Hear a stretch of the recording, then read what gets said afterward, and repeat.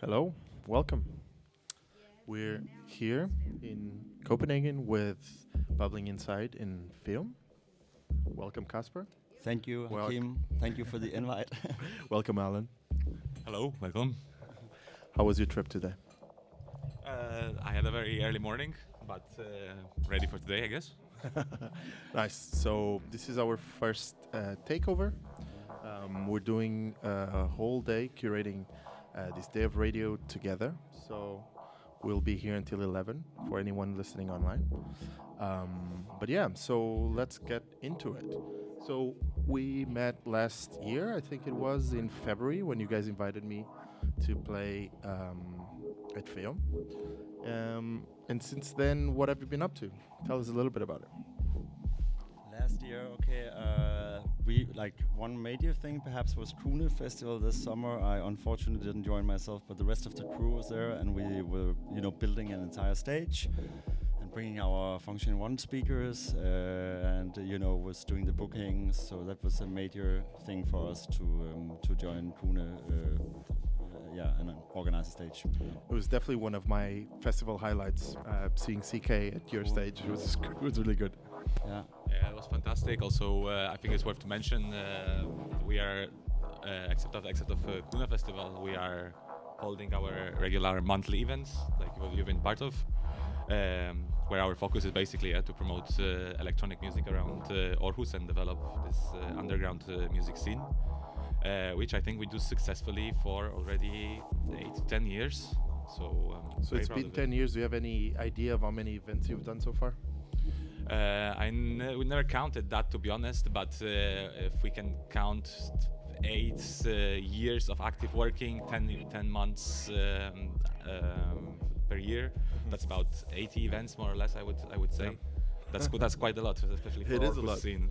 So tell us, how did this start? What was behind this idea of starting FEUM? I don't know which one of you. Alan is the historian. I might be the philosopher here, or something like that. Exactly. Well, let's go with both approaches then. When FEUM started a couple of years ago, it was I guess 2017, as far as I remember that.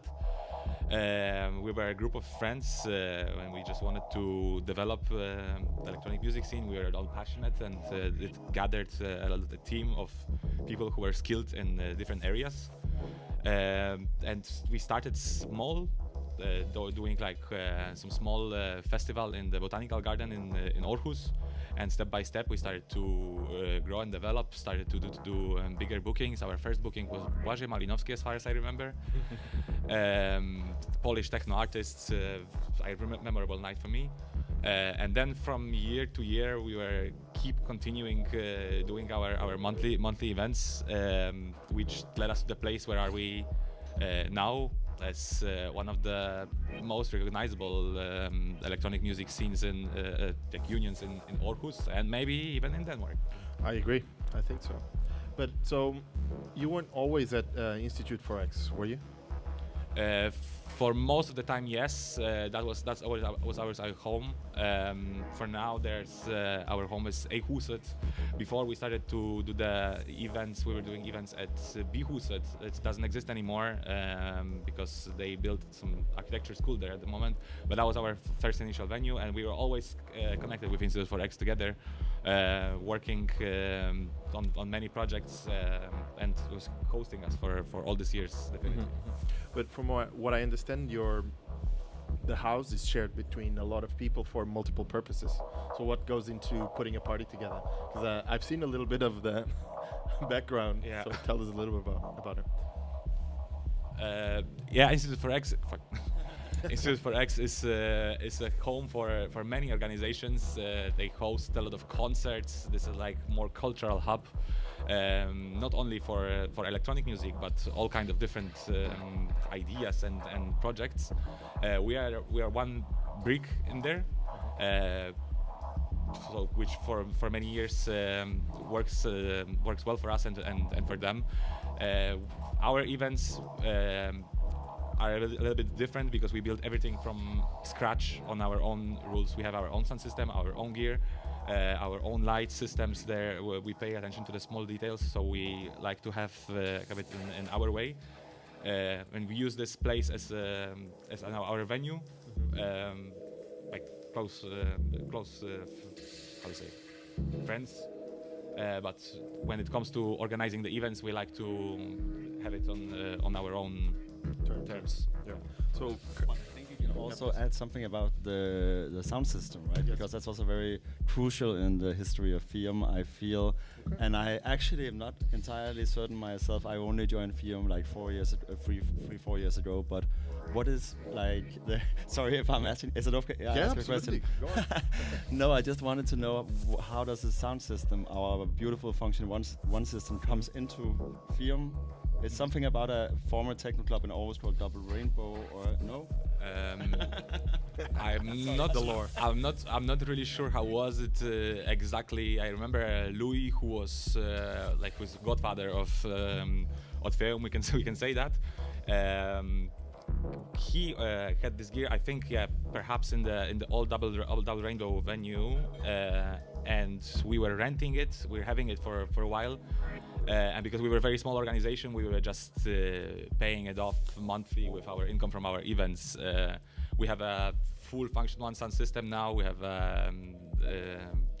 which gives us very unique, punchy sound. Absolutely.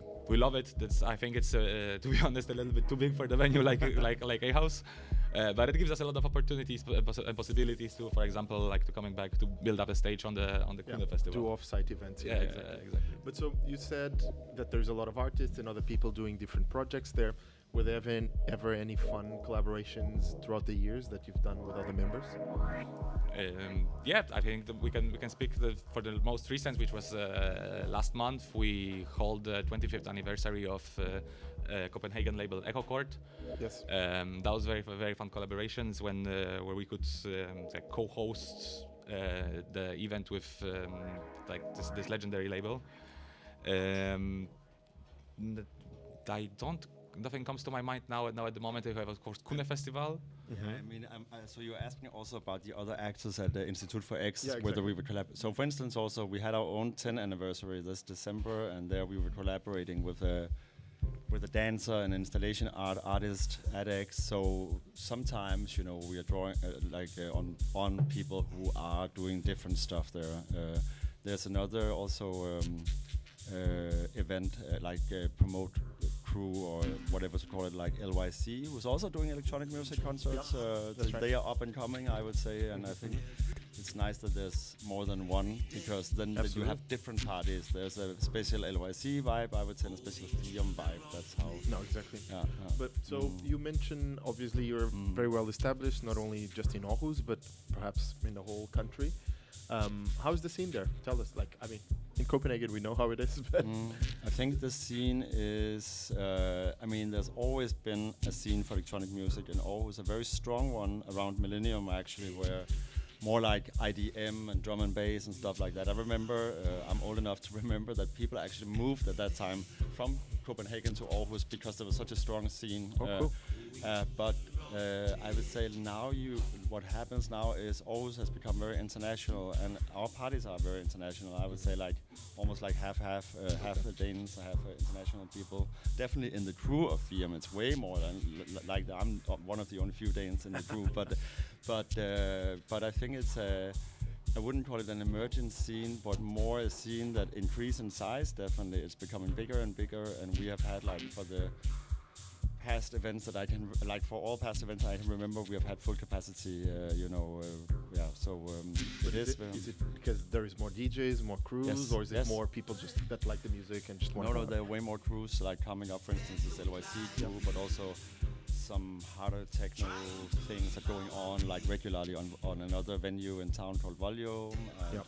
So there's definitely different crews. So I would say it's not so much about IDM and drum and bass and all that, but there's a techno and house scene that is becoming very strong, I would say. Cool. Also it's worth to mention, I think, here is that Copenhagen is 3 times bigger than Aarhus, so definitely seen as one part of it, what it can be here. But to the size of the town, like we have, I think we managed to build a pretty strong electronic music scene, and thanks to that we have our crew and people who are attending our events regularly. We've been capable of holding really huge international artists. I was about to say, really good booking. So therefore, because we build it for so many years and people are coming, they know that FEUM is like good events.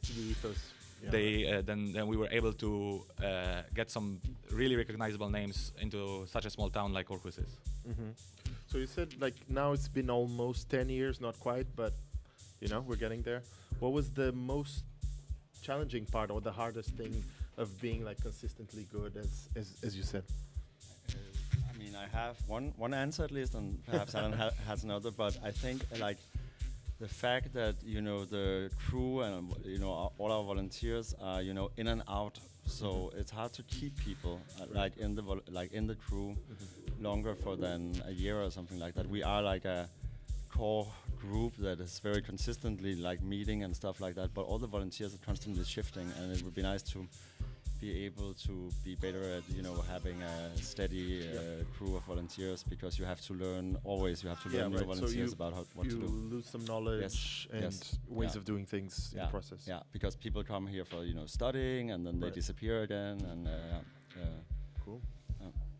I think also the key to success here, is that is to do it consistently and keep this events and fire going on.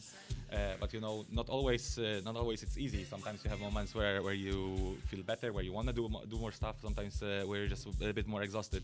So this is a bit challenging for everyone, I think, to keep it for such a long time, to do it on a regular basis and be still visible and build up this community. That takes energy. That definitely is one of the challenges. Right, because one of the sides of this is that it's a non-profit organization, right? So no one makes a living off of it.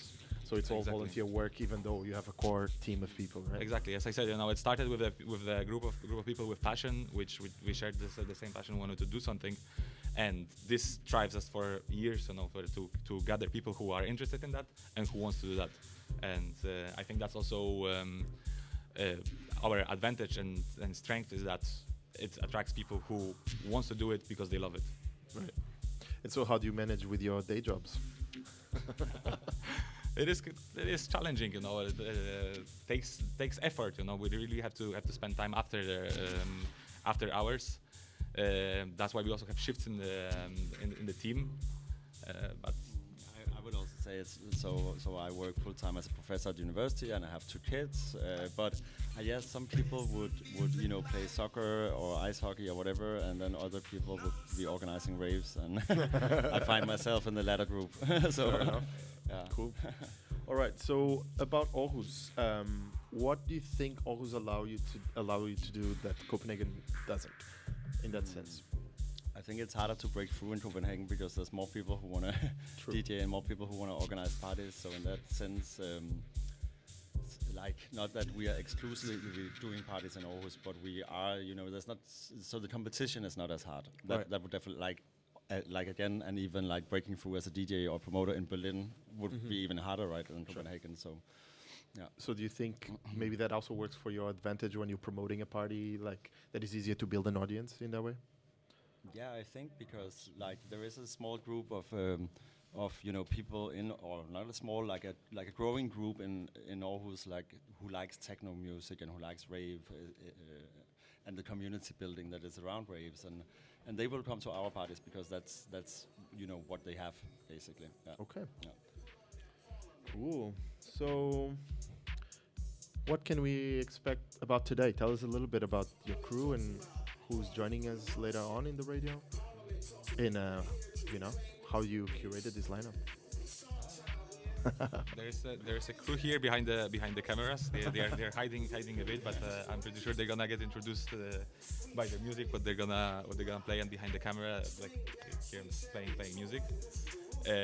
Me personally, I am recently influenced by some deep house and tech house, and that's perhaps what I'm gonna show you. I'm not sure in which direction I'm gonna go yet fully, but that's a bit of my part. I think the rest of the crew is a bit more techno today. Perhaps that's. I'm not sure if you can talk about a FEUM sound because we are, it's pointing in many directions. The sound of the DJs who like it is like this. Like many people in the crew are DJing. I don't think we see ourselves as FEUM residents. Like we more, So what have brought us together is definitely also DJing, but different kind of sounds. For my part, I was tripping on this Copenhagen fast techno thing for a while. And now I'm actually slowing down my BPM from 140 to 130, and even slower, but still like techno and still like industrial, hard. I'm not sure how to describe it with the right concepts, but that's kind of it. And I think, Okay. Yeah. But so you said the FEUM sound. So does that play any role when you're curating a lineup? How does that work? Does someone decide and everyone votes? I mean, because we have different sounds, I guess, then if we, for instance, book an international artist, then we will find someone from the crew who kind of match the sound of that international artist. So that's the benefit, I guess, of having diverse sounds, because then you can pick the right resident FEUM DJ for the right international artist that we're booking. Normally, when we make, we have two kinds of events which we normally do. One is called FEUM Club. This is focused mainly on the less known artists, mostly focusing on Aarhus and Denmark. And we also have the booking lines, which depends on which type of genre we're gonna promote, who's gonna be headliner. And then we have a headliner who is most likely international one. We have some middle artists who is like well established in Denmark, and somebody from Aarhus from our crew, and that's how we do it. Okay, cool.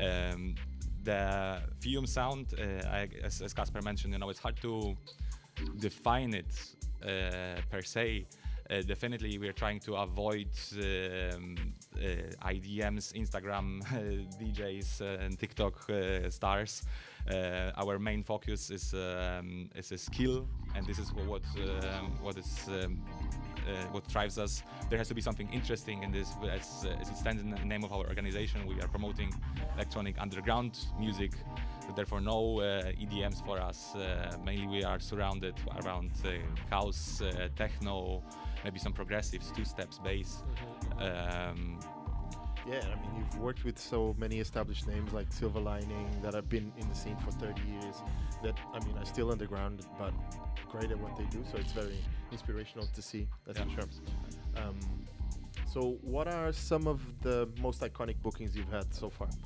I mean, it's been many. So actually, I think our very last booking was actually quite iconic.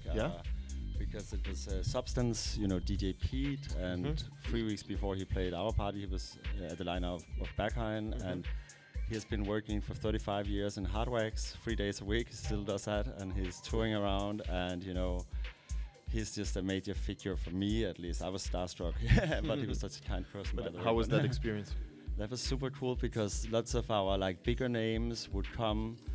Then they will go to the hotel, come out, have dinner at the restaurants, back to the hotel, and then play the set and back to the hotel again. But Pete was hanging out at Institut for X all night, and he had to play a gig in Barcelona the day after. So that was very OG. I think he was formed of this do-it-yourself culture himself. So one of the true ones. He was feeling home, kind of, right? I mean, he was not having this professional DJ attitude. That was not something he showed, at least. And I mean, especially because you guys are so community-based, right?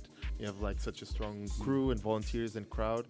It's always about hanging out and spending time together. So if that's not there, I imagine it might be a bit like, oh, okay. Yeah. But so how do you encourage artists to be participate a bit more and just be more involved?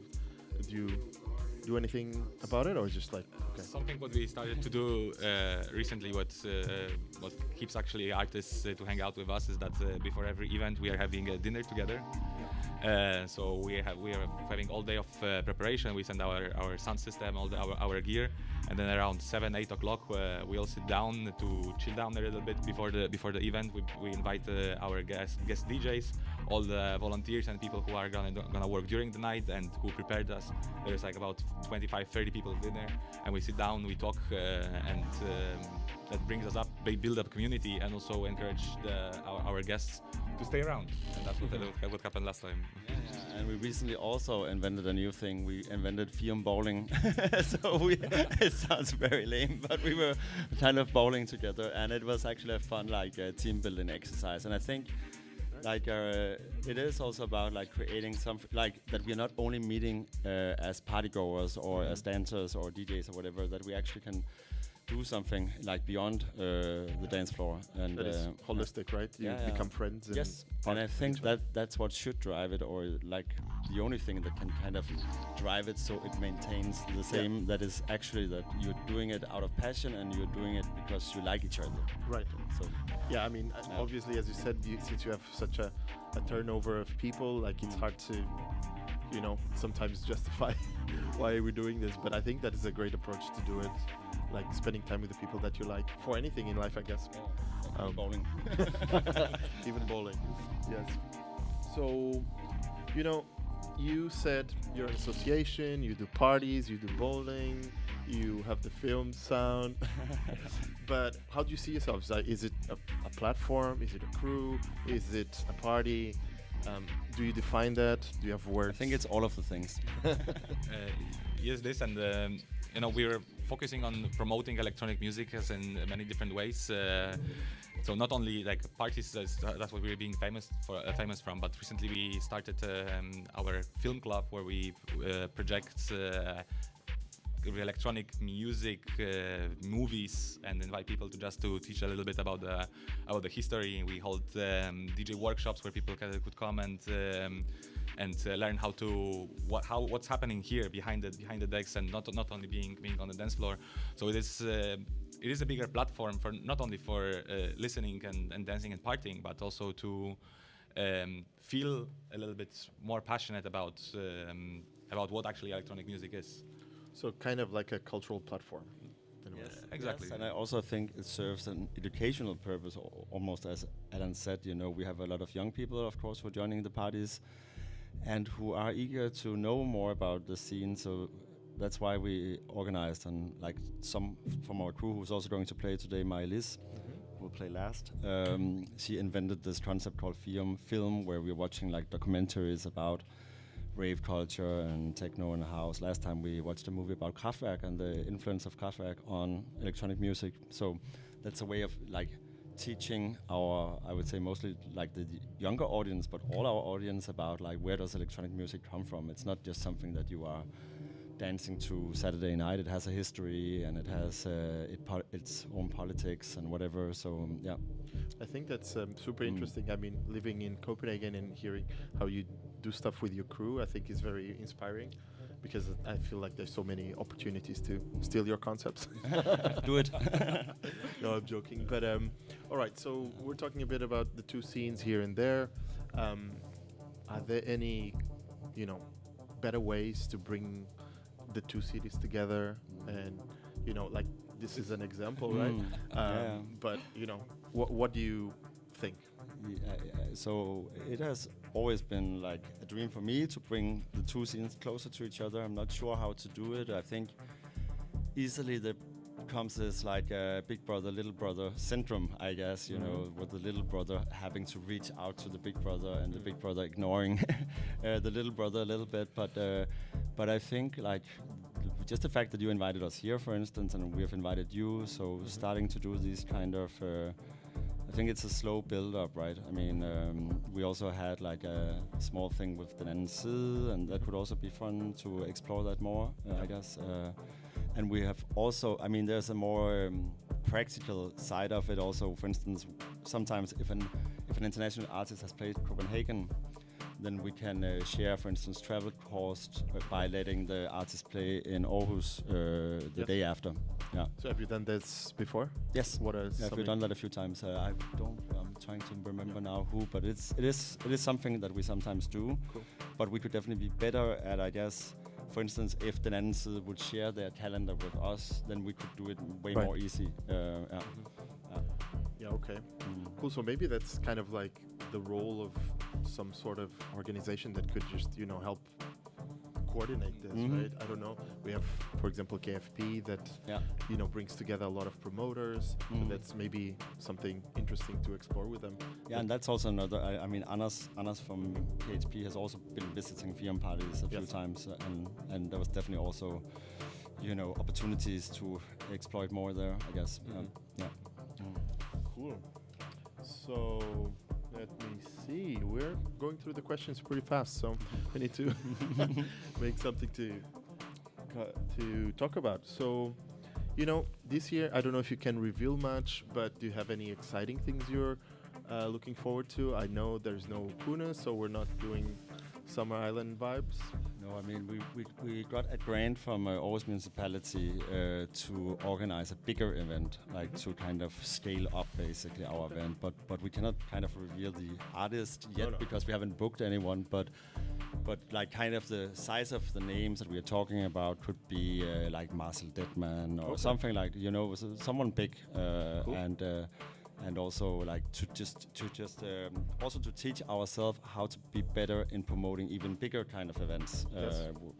because I guess bigger both in terms of kind of the recognition of the artist, but also bigger in terms of promoting it on social media and advertising, and also like artists everything would be different if you work on a Right. higher level, I guess. Yeah, So higher stakes, right? yeah.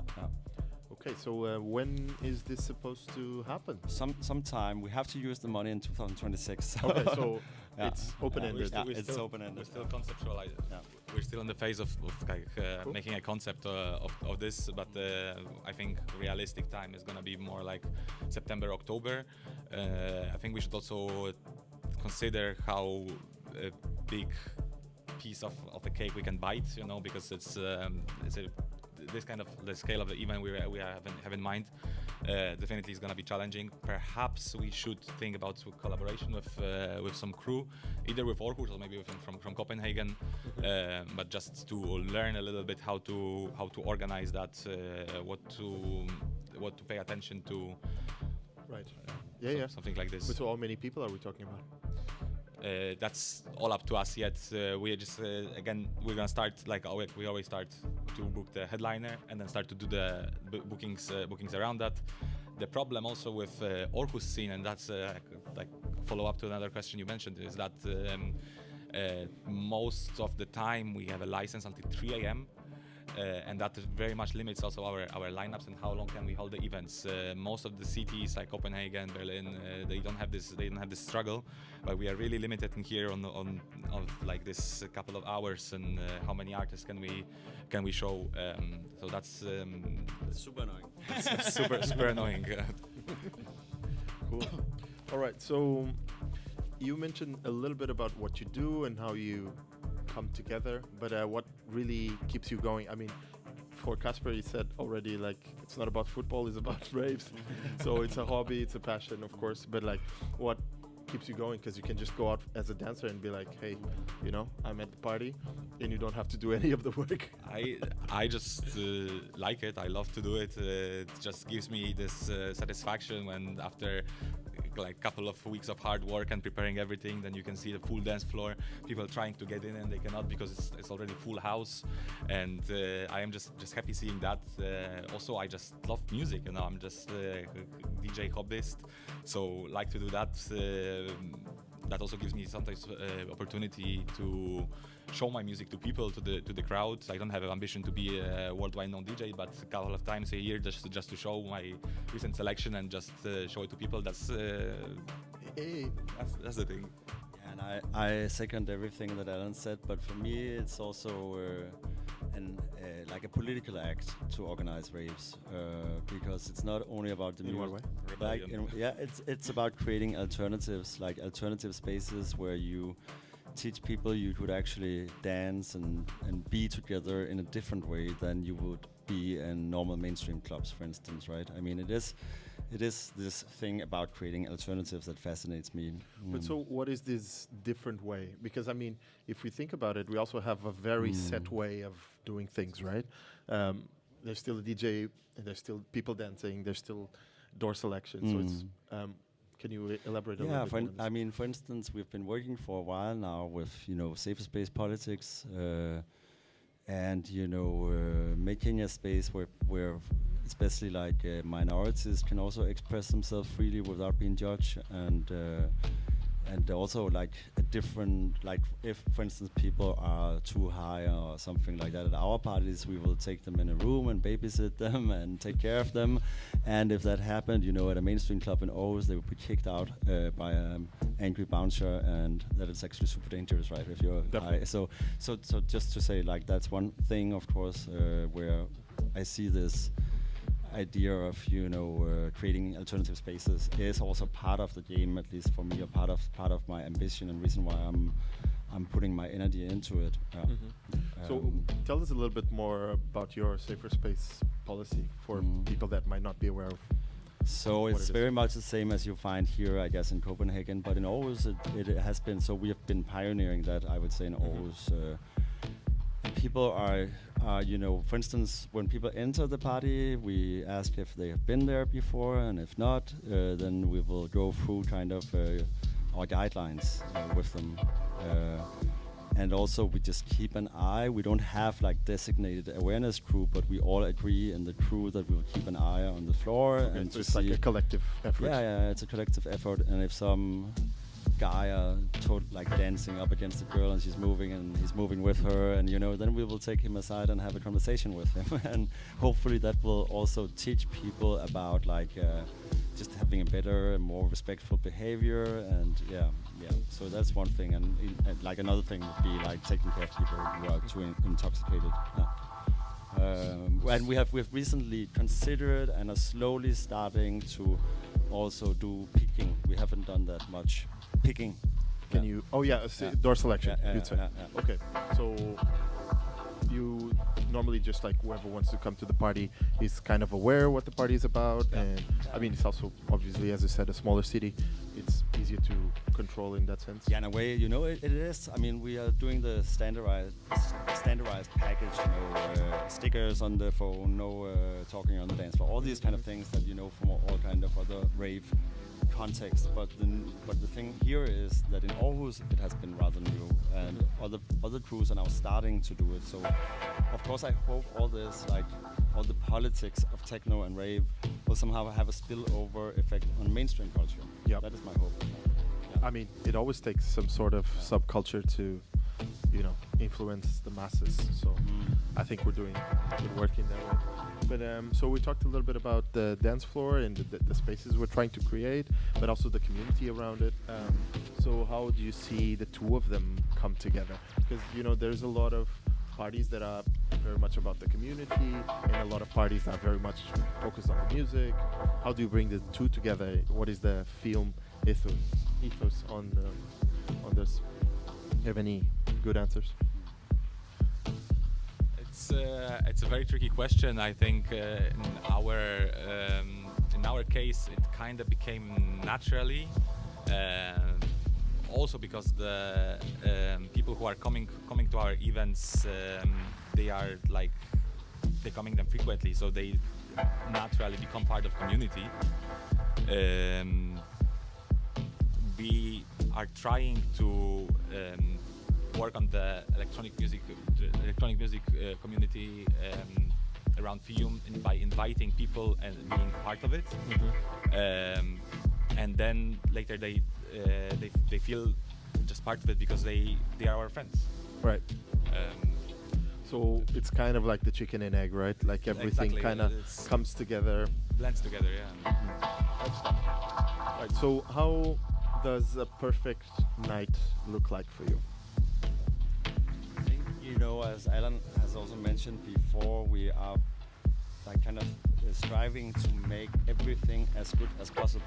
That's the ethos, I would say, of FEUM. Like everything from artist care to sound to like also the community building part of it would also be something that we strive after doing it as good as you can do by, for instance, having dinner before every event, and like kind of sitting together, looking each other in the eyes before the party starts. So I think that would be So yeah, so and if that's somehow play, you know, all these different aspects, if we are successful in doing it like in this kind of professional way, even though it's not professional because we're not earning any money for it. So, Right. but it is like we're kind of striving towards that. That is the aim, I think.